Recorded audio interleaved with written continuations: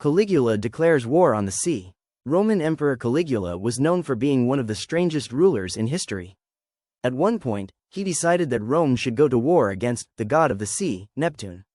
So, he ordered his soldiers to march to the shores and attack the ocean. The soldiers stabbed at the waves with their spears, and when the battle was over, Caligula proudly declared victory. To celebrate, he told his men to collect seashells, calling them the spoils of war.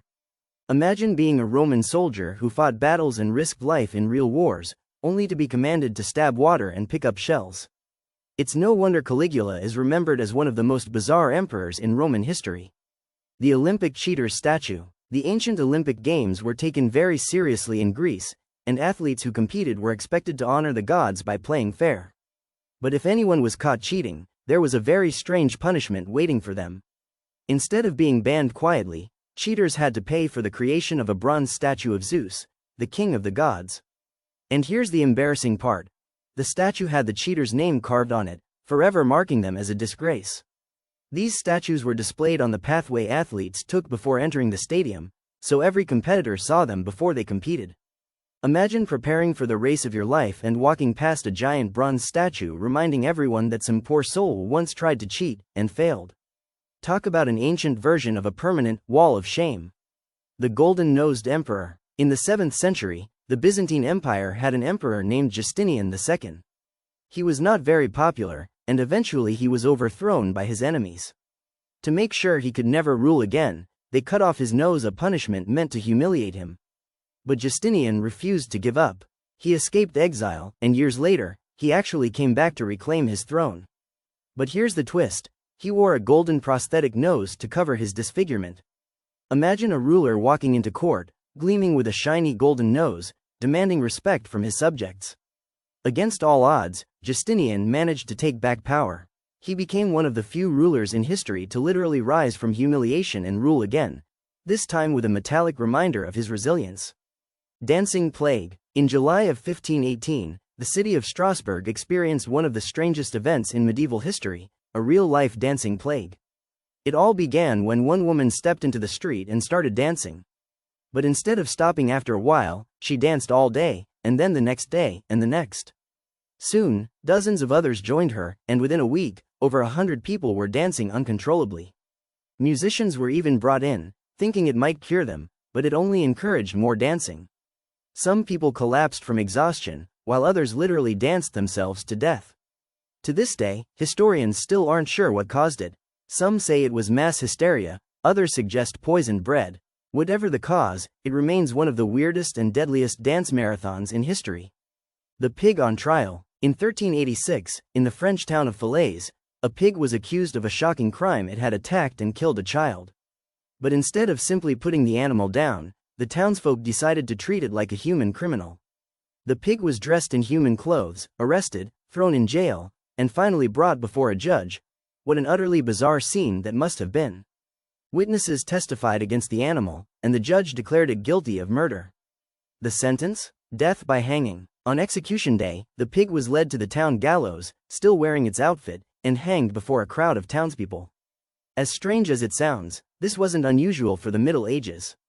Animals, pigs, dogs, even rats were sometimes dragged into court and punished for crimes, as if they truly understood the law. Pharaoh's deadly pet hippo. The ancient Egyptians are famous for their love of animals, but sometimes their choices were unusual. Pharaoh Menes, the legendary first ruler of Egypt, is said to have kept a hippopotamus as a pet. Now, hippos might look slow and harmless, but they are one of the most dangerous animals in the world. And according to legend, Menes learned that the hard way, because he was killed by his own pet hippo. Imagine being the ruler of one of the world's first great civilizations, only to be taken down not by enemies or conspirators, but by your giant, grumpy water-dwelling pet. The poisonous tomato myth. Tomatoes are a staple today, but in Europe during the 16th and 17th centuries, many believed they were poisonous. The real problem wasn't the tomato, it was the plates. Wealthy Europeans used pewter dishes, which contained lead. The acid from tomatoes leached the lead, causing poisoning. People assumed the tomato itself was deadly. For centuries, the fruit was avoided, gaining the nickname poison apple. It wasn't until the 1700s and 1800s that tomatoes finally became accepted and grew into one of the world's most important foods. It's strange to imagine, for hundreds of years, Europeans feared the very fruit that would one day define pizza, pasta, and ketchup. Samurai head-taking rituals. In medieval Japan, samurai warriors followed strict codes of honor and strange customs. One of the most chilling was the practice of taking the heads of enemies after battle. Victorious samurai would carefully preserve the heads and present them to their lords as proof of victory. Sometimes the heads were cleaned, dressed, and displayed in ceremonies. This wasn't just brutality, it was considered a sign of loyalty and respect for the warrior code. Shocking today, but in medieval Japan, it was seen as a normal part of proving one's bravery. The London beer flood. In 1814, London experienced one of the strangest disasters in history, the beer flood. At the Mew Brewery, a massive vat of beer suddenly burst, causing other vats to collapse. Over 1 million liters of beer gushed into the streets, forming a giant wave that destroyed houses and trapped people. Tragically, several lives were lost, some even by drowning in beer. Crowds gathered in shock, some even trying to scoop up the liquid from the gutters. Newspapers described the scene as both horrifying and surreal. The beer flood has gone down as one of the most bizarre accidents of the 19th century and probably the only time in history when people were literally swept away by beer. The Defenestrations of Prague. In the early 1600s, tensions between Protestants and Catholics in Bohemia were reaching a boiling point.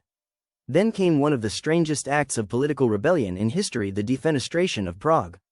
Protestant nobles stormed into Prague Castle to confront Catholic officials. But instead of negotiating, they decided on a more dramatic solution. They threw the officials out of the castle window. The officials plummeted 70 feet, but miraculously survived, thanks, according to legend, to landing in a pile of manure. This bizarre act of window tossing didn't just humiliate the Catholic leaders, it triggered the 30 Years' War, one of the deadliest conflicts in European history. And if you enjoy this story, don't forget to like, share and subscribe.